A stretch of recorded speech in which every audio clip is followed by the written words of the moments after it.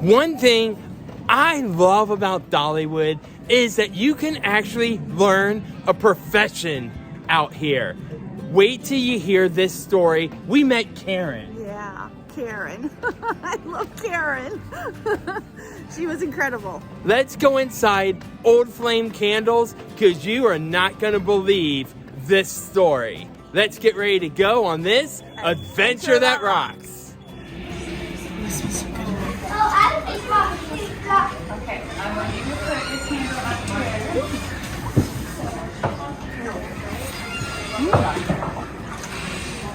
Building layers onto it by dipping it in wax and then dipping it into water. This is our wax here, and then this is the water.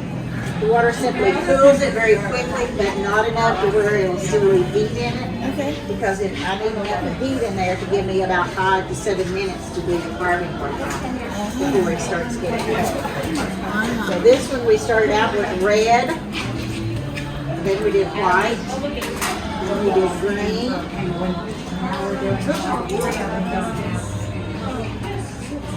turn this off of the bottom. That's all of our little drips that we had on the bottom there. And we'll level the bottom of it by putting it onto a hot griddle a little later on. These are called Scandinavian ribbon candles. We call them just plain old cut and curl. Because that's what I'm going to be doing. It's just cutting and then curling the candle. The uniqueness of having one of these candles is you'll never find any two exactly alike. I was just going to ask, so it's just on your own imagination and creativity as you carve. Yes, unless I have one that I'm supposed to be going by, I just make it up as I go. I get to talk and then forget what I'm doing, and no telling what it might end up looking like. They make candles I always wanted to know how these were done. They're so intricate. We'll just work our way up. Yeah. How long have you been doing this?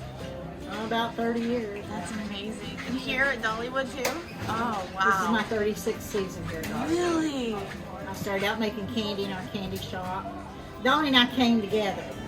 That's what I tell everybody, because it became Dollywood 1986. That's when I came. That's when you came. You followed Dolly. Yeah. Or she followed you. She followed me. We went and put our application in at the same time. They hired her, didn't hire me. Oh no! So the closer it got for school to let out that year, the more motherly I became. And I called and I said, I've got this 15-year-old, she just turned 15. And I said, she's dying to come to work up there and I'm just not ready to let go. Do you have anything where we could come together? She said, be here in 15 minutes for a job interview. I said, I live 30 to 45 minutes away.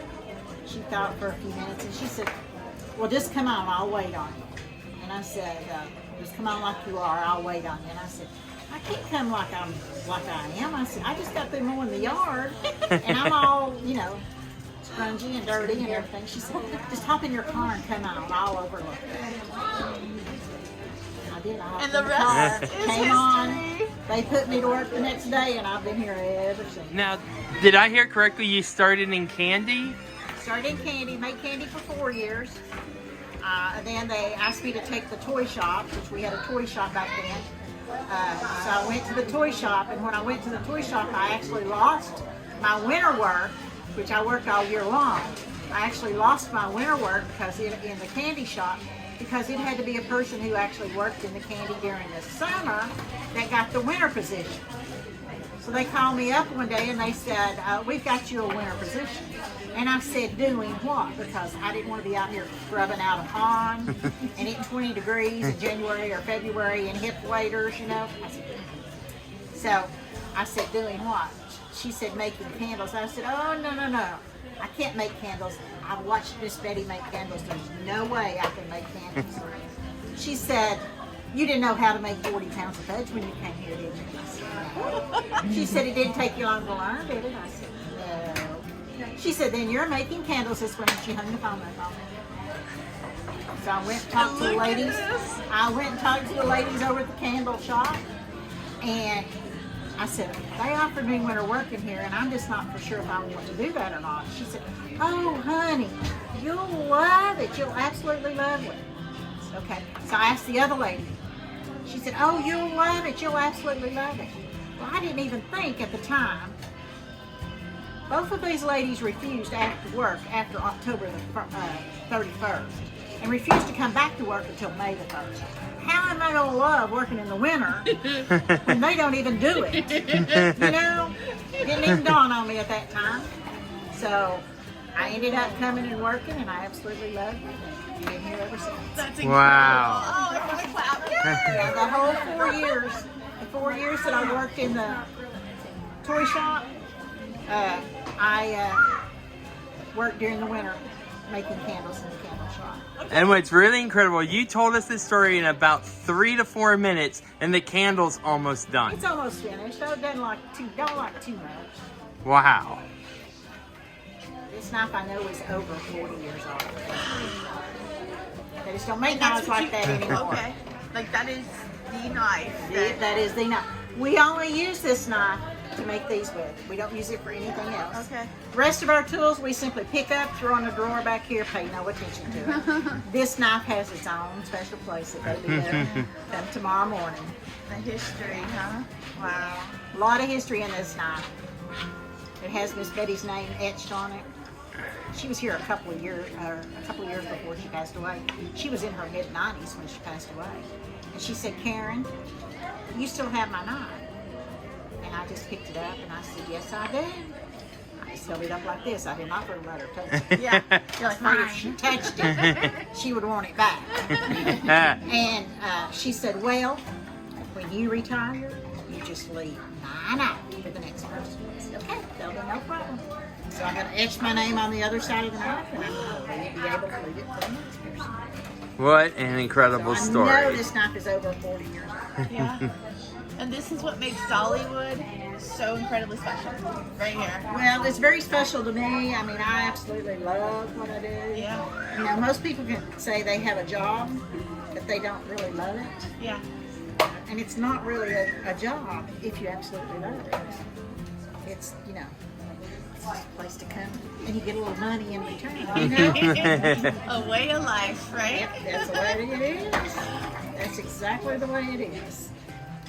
Wow. This is our little star-shaped design here on the top of our candle. Again, using our little carving tool on the end of the knife. And this little carving tool on the end of our knife, this is a real expensive little tool as well. Oh.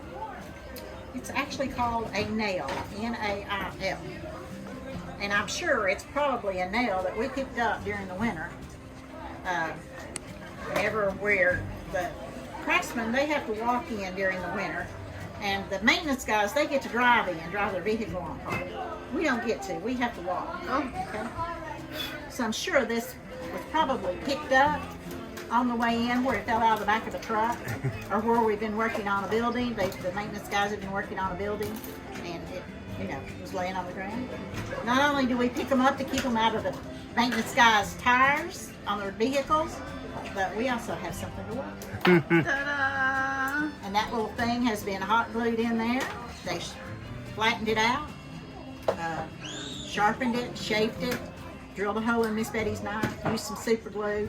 They don't make super glue that'll last for 40 years either. But this has. That's Yeah, amazing. this is a very special knife. Wow. Yeah. Right in and right back out. Anytime you dip anything into a hot wax, bring it back up into the air temperature, you're going to get these little drips. So this time I'm simply going to tap it on the counter to remove the drips off of the bottom. And I'm going to dip it one more time. I'm going to dip it right back here and do my. In about 30 minutes, I'll simply take a paper towel, just like this.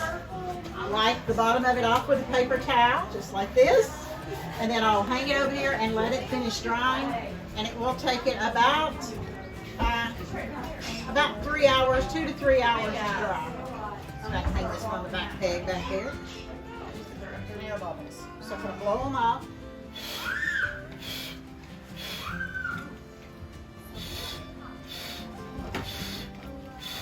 You See, in order to be a candle maker here at Dollywood, you got to be full of hot air. I passed that test with no problem. I've only had a couple of people to beat me on that test, but I won't mention anything.